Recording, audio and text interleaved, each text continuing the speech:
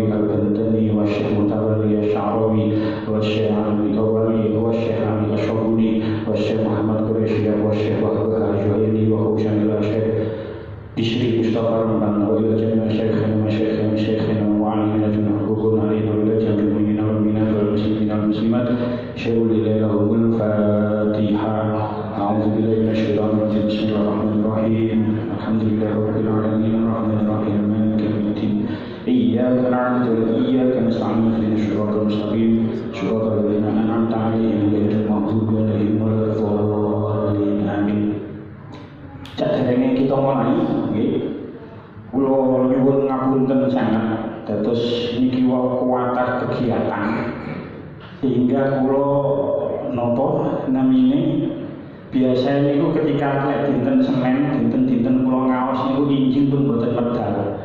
Niki kuwatan acara mara sepah teng Jakarta, terus kali adik, terus teng Bang enten tukang bendakno AC. Terus kulo nembe saged teng griya niku jam 1 siang. Terus kulo buka ayate niku keterangane dawa, nggih, keterangane dawa terus kula boten nutut waktale niki wau.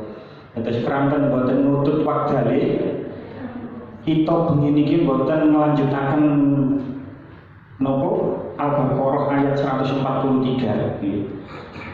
Ranten panjenengan sedaya sampun berangkat dugi griya niat pados ilmu, maka kula maos ayat lintu nggih. Kita Al-Baqarah, tapi niki penting damel akidah kita.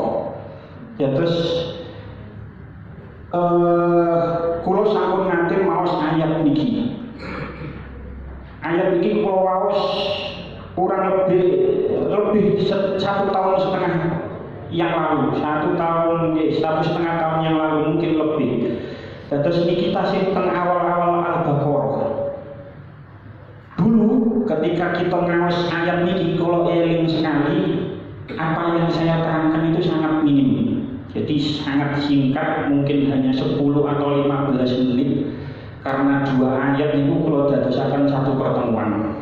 Nah niki kalau ingin mengupas lebih panjang dan lebih detail lagi, teng surah Al-Baqarah ayat 29. Teng mriku Gusti Allah dawuh, huwallazi khalaqalakum ma fil ardi jami'an tsumma stawa ilas samai fasawwahunna sab'a samawat wa huwa bikulli syai'in 'alim.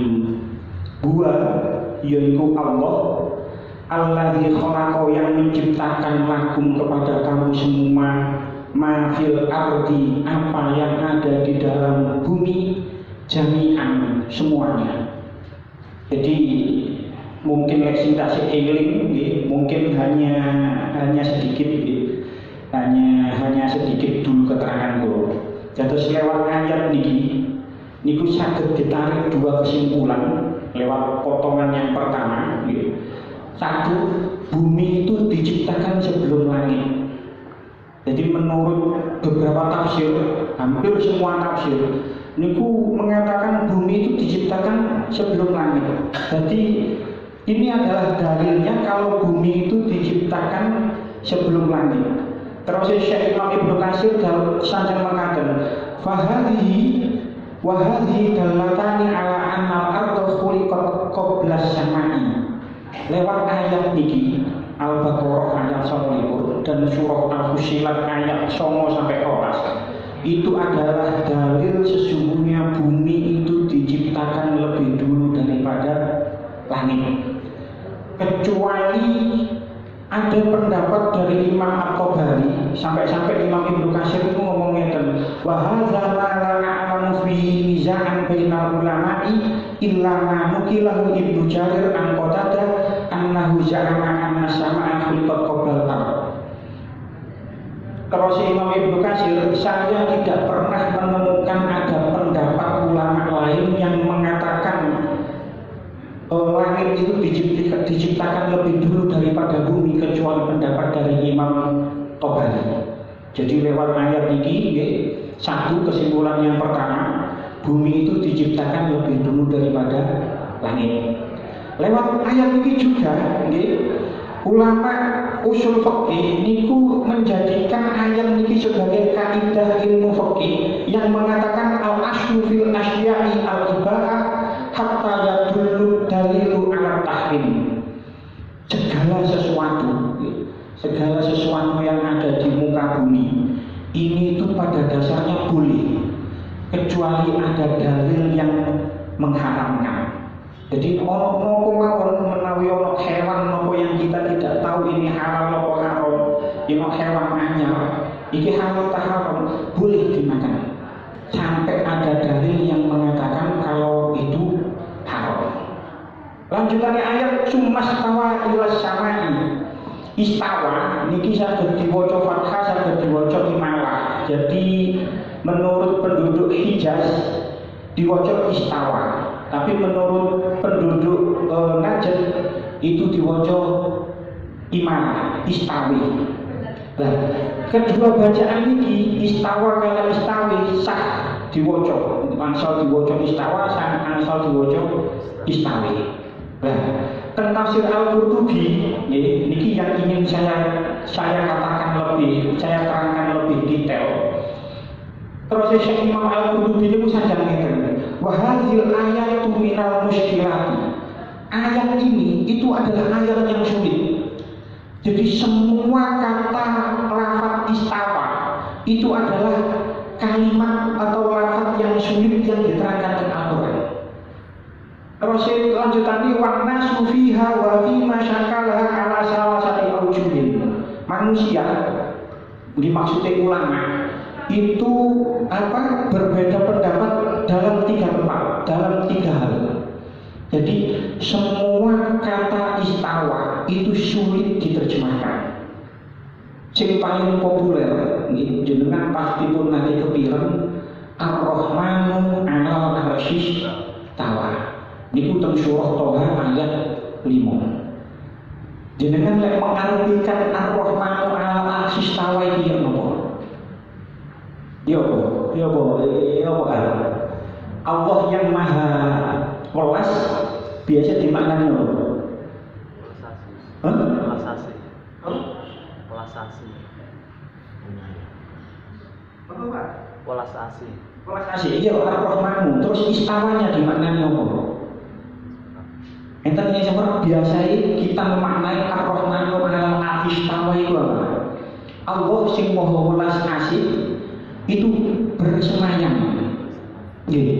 Dia kan sering kita dengar itu Allah bersemayam di atas arsy. Nah, pendapat ngeten iki niku mboten pas, mboten bener menurut akidah kita. Jadi menurut akidah kita Ahlus Sunnah wal Jamaah ketika memaknai Ar-Rahmanu 'alal 'arsy istawa, terus istawa itu dimaknai bersemayam, niku mboten bener. Makanya ini mau saya terangkan lebih detail supaya apa? Kita ke depannya mboten memaknai istawa itu bersemayam. Nanti kalau terangkan lebih jelas nanti. Pendapat yang pertama, naqra'uha wa nu'minu biha wa la nufassiruha. Kita membacanya dan kita beriman kepadanya, tapi kita tidak menafsirkannya. Jadi lek ono kata istawa menurut pendapat yang pertama diwoco, diimani, tapi gak ditafsiri, gak dimaknani. Dan ini menurut Imam Qurtubi wahadzaba ilaihi katsirun minal a'immah. Ini adalah golongan umat yang banyak yang seperti ini. Jadi lebih baik menurut Imam Al-Qurtubi lebih baik tidak bisa dimaknani istawa ini. Pernah suatu ketika Niki diceritakan tentang niki. Imam Malik niku nanti mengadakan majelis kados mekaten. Ketika damel pengajian kados ngeten, damel majelis taklim kados ngeten, anna rajulan sa'alahu an qaulihi ta'ala ar-rahmanu 'alal 'arsy istawa. Ada seorang pemuda, ada seorang laki-laki yang mengatakan, yang bertanya marang Imam Malik, kaifa istawa? Bagaimana istawanya Allah? Bagaimana Allah itu beristawa? Terus Imam Malik jawab kados ngeten, al-istiwa'u ghairu majhul wal kaifu ghairu maqbul wal imanu bihi wajib wa su'alu anhu bid'ah wa araka rajul su'in ahju. Terus Imam Malik jawab kados ngeten, al-istiwa'u ghairu majhul. Istawa itu sudah diketahui. Sing jenenge istawa itu sudah diketahui, tapi wal kaifu ghairu maqbul. Bagaimana itu kita tidak bisa mengartikan. Wal kaifu ghairu maqbul, bagaimananya itu kita tidak tahu.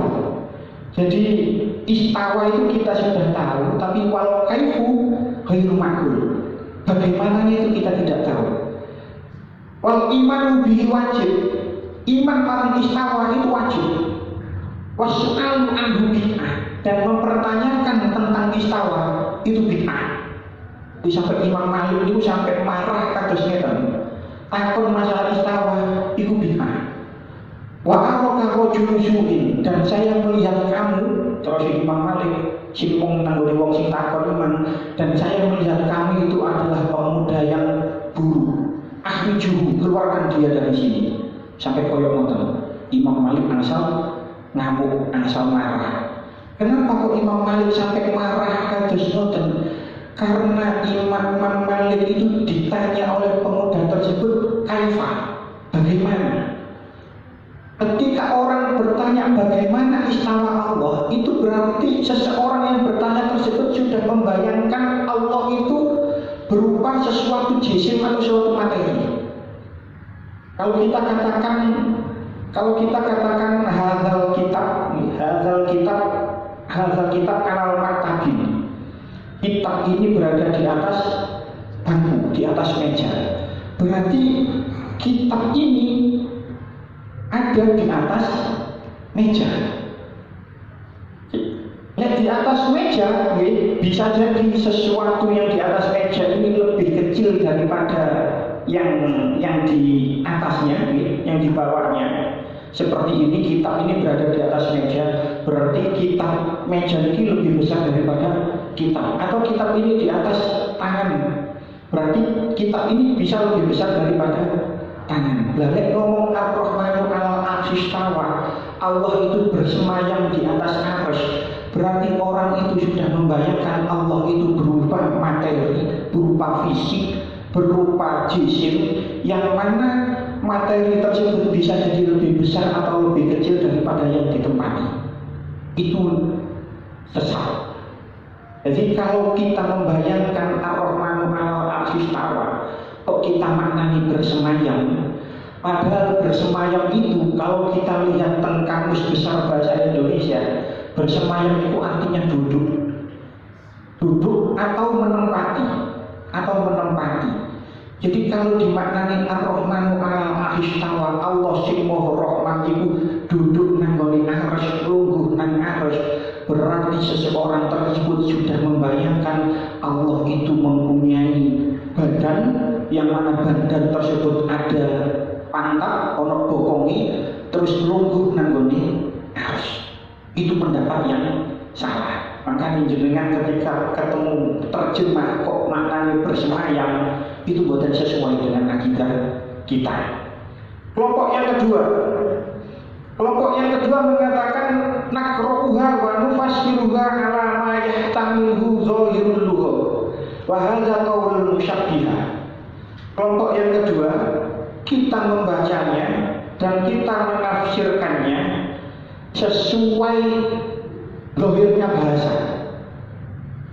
Jadi kalau istawa, Allah mengatakan istawa, ya mesti dimaknani bersemayam sesuai dengan teks lafaznya, teks bahasanya.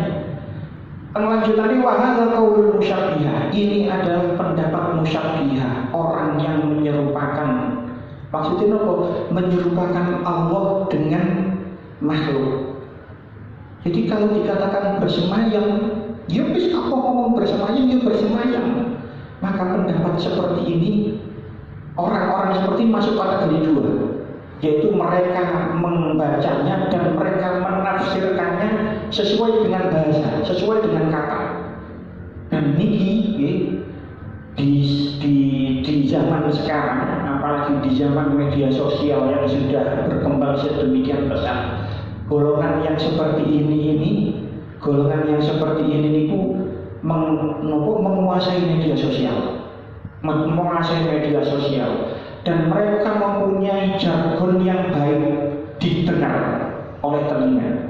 Jadi mereka ini punya jargon, punya semboyan sing enak di rumah kuping. Apa semboyannya? Kembali ke Quran dan hadis. Ini jargonnya. Kembali ke Quran dan hadis. Koyok-koyok enak di kuping. Tapi kalau benar-benar kembali ke Quran dan hadis tanpa melihat tafsir ulama-ulama yang lain, hanya berdasarkan tekstual arti, itu bisa menyesatkan. Bahkan ada ulama sing ngomong kalau ono wong ngomong Allah itu bersemayam di atas arsy dan mengartikan bersemayam itu duduk di atas arsy, maka orang itu sudah termasuk kategori kafir. Jadi hati-hati, sebab gini memang kalau dimaknani bersemayam terus tafsir Asyawi dikatakan wahada makna mustahilun ala Allah Ta'ala. Ini adalah sesuatu yang mustahil bagi Allah. Sebab apa? Lek pancen Allah niku nanggone arsy, niki dhuwur niki menjadi. Kalau memang Allah itu di atas arsy, pertanyaannya sebelum arsy diciptakan Allah itu di mana? Kan jadi masalah juga. Kalau enten golongan orang-orang yang mengatakan Ar-Rahmanu 'alal 'arsy istawa, Allah itu bersemayam di atas arsy. Pertanyaannya, lek arsy belum diciptakan, dulu sebelum arsy itu diciptakan, Allah itu nanti. Kan jadi masalah. Jadi makanya itu kita hentikan memaknai istawa sebagai kata bersemayam. Ini memang kacau, logikanya kacau. Sebab arsy itu makhluk diciptakan oleh Allah. Dan kalau arsy itu Allah itu berada di arsy, dia sebelum arsy diciptakan Allah nanti. Kan betul sakit jawab. Tapi ada cerita yang sudah akrab kita dengar. Dan cerita ini dijadikan dalil oleh kelompok kedua itu tadi. Apa cerita ini? Cerita Isra Mi'raj. Isra Mi'raj itu Kanjeng Nabi diisrokan oleh Allah dari Masjidil Haram dan Masjidil Aqsa. Setelah Masjidil Aqsa, Nabi dimi'rajkan ke langit. Langit pertama ketemu Nabi ini, langit kedua ketemu Nabi ini, sampai langit ketujuh. Terus setelah itu Nabi naik ke Sidratul Muntaha, terus ketemu karo Allah, terus omong-omongan karo Allah. Kan begitu ceritanya. Ini sudah akrab di telinga kita. Aslinya oleh wahyu sholat 50 waktu, terus ketemu Nabi Musa diopong gawe maneh dinyang 5 sampai 5 waktu. Berarti Kanjeng Nabi ketika Mi'raj itu bertemu Allah nanggone Sidratul Muntaha nang arsy. Itu yang dijadikan dalil oleh kelompok kedua. Nah terus bagaimana kelompok yang ketiga? Makanya ulama-ulama ahli sunnah, niku ketika menceritakan tentang Isra Mi'raj, itu ketika Kanjeng Nabi sudah Mi'raj menuju langit, menuju Sidratul Muntaha, niku mesti ulama-ulama ahli sunnah niku enten tulisannya bila kaifin walan isore, tanpa bagaimana dan tanpa batas, tanpa arah. Jadi wis gak usah ditakoki yo apa carane, terus nanti ketemu ini gak usah. Makanya ulama-ulama ahli sunnah kalau menceritakan Isra Mi'raj, ketika Nabi Mi'raj itu bila kaifin walan hishorin. Makanya tentang Aqidatul Awam, makanya tentang Aqidatul Awam dikatakan wa ba'da Isra'il urujul lisama hatta ro'an nabiyyu rabban kalaman min ghairi kaifin wan hishorin waftarot alaihi khamsan ba'da khamsina farod. Wis kamu sing apa niki Aqidatul Awam roto kari roto akhir wis angel wis niku wis akeh sing lali, tapi masa kecil kita insyaallah hafal kali Aqidatul Awam. Jadi tentang Aqidatul Awam dikatakan wa ba'da Isra'il urujul lisana. Setelah Nabi Isra urujul lisana, Nabi itu Mi'raj lisana mangkep ke langit, marang langit. Hatta ro'an Nabi rabban kalama. Hatta ro'an Nabi rabban kalama, sehingga Nabi melihat, bukan sekedar bertemu tapi ro'a. Hatta ro'an Nabi itu melihat Tuhan Rabban kalama dan berkomunikasi. Tapi langsung nak tulisan min ghairi kaifin wan hishorin waftarot, tanpa bagaimana dan tanpa arah. Jadi kalau kita mengatakan Allah di atas itu salah, sebab tanpa arah Allah itu. Ya apa? Ya wis bila kaifin wan hishorin, sebab arah itu relatif. Kita yang berada di sini, atas kita itu niki nopo atap ini atas kita. Tapi bagi cicak yang ada di atasnya cicak itu awan ini. Jadi arah itu relatif dan Allah bilang kaifin walan hishorin.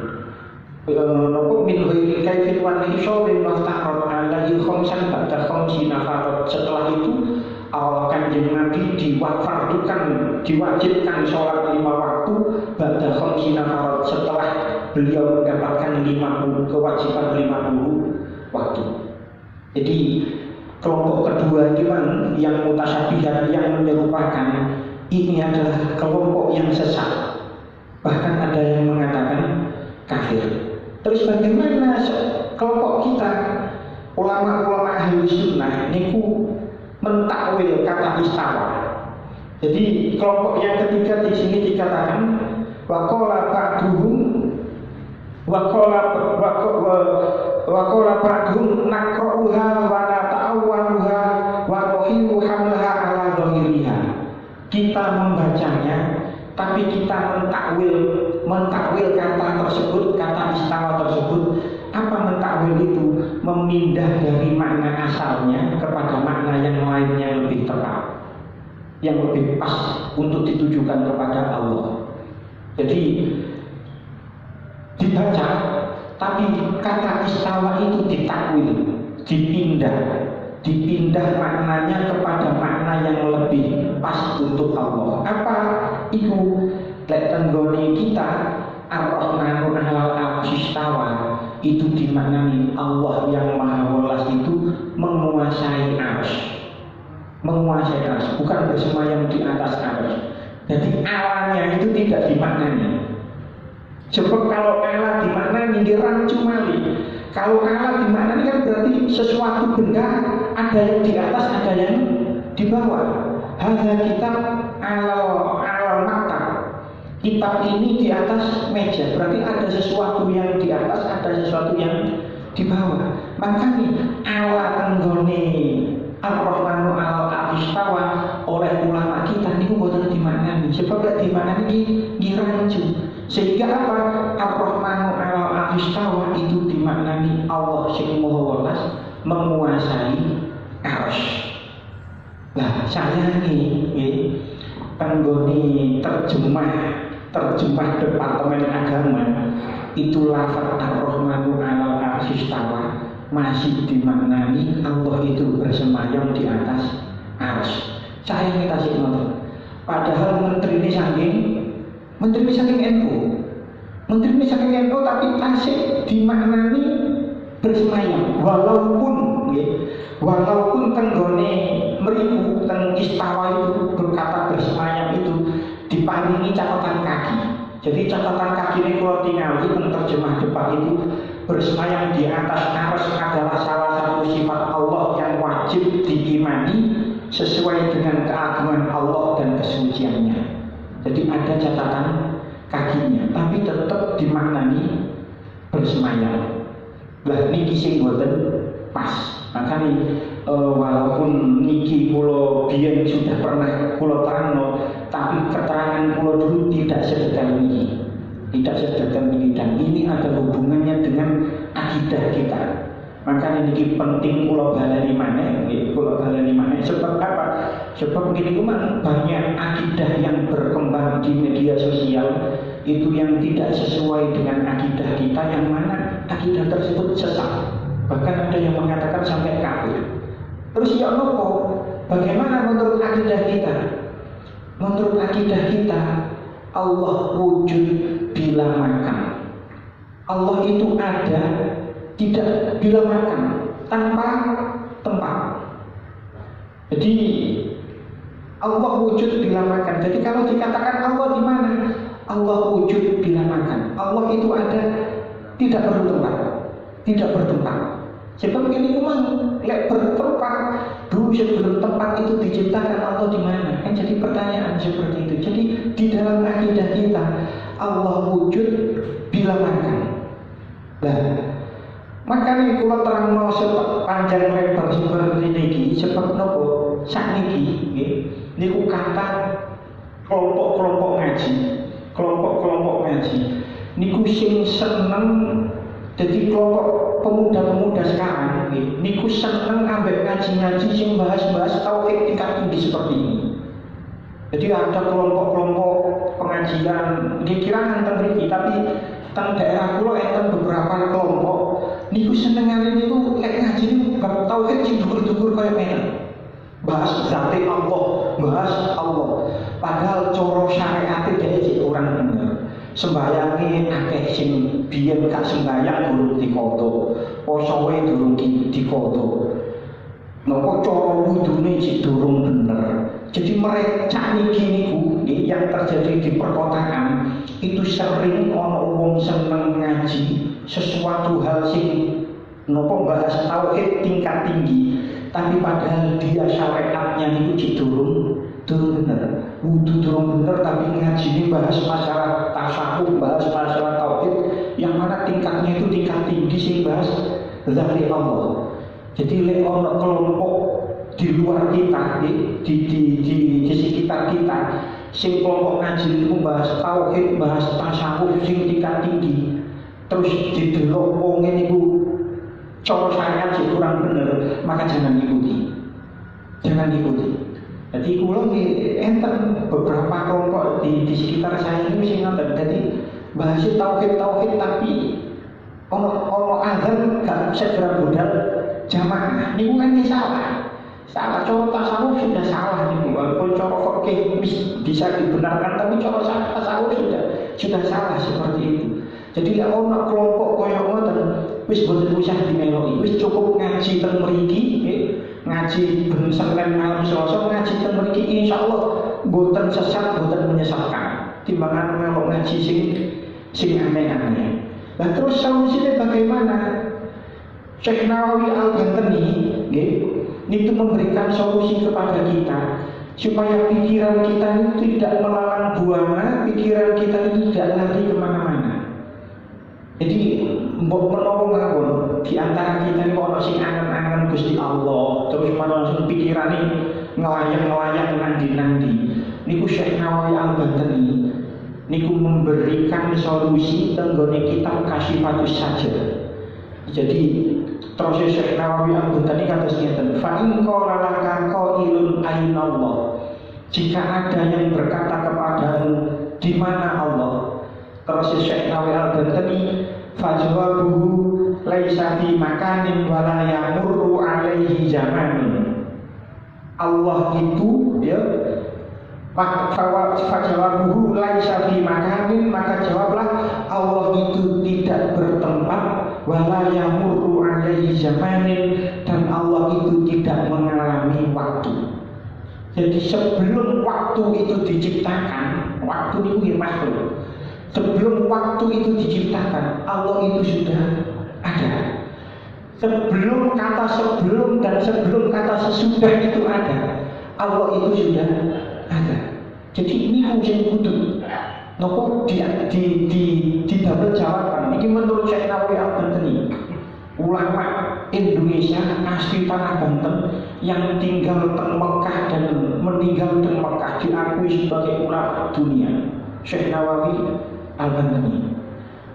Jadi Aina Allah, di mana Allah laisa fi makanin wa la yamurru alaihi zaman. Allah itu tidak bertempat dan Allah tidak mengalami waktu.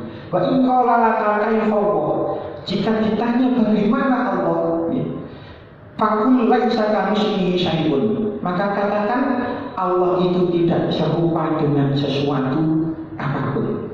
Jadi maka mau tiang tadi orang mancing tanggung nanggone Imam Malik, kaifa istallah, ya jawab laisa kamitslihi syai'un. Allah itu tidak serupa dengan sesuatu apapun.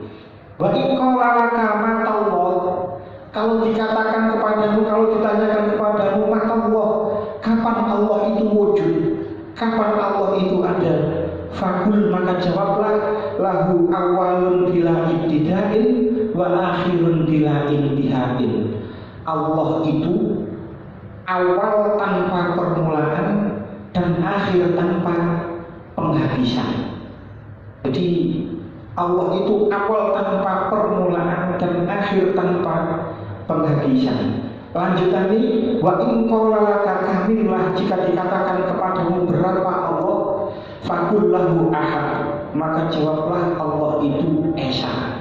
La min killatin, bukan karena sedikit, kul huwallahu ahad, katakanlah Allah itu esa.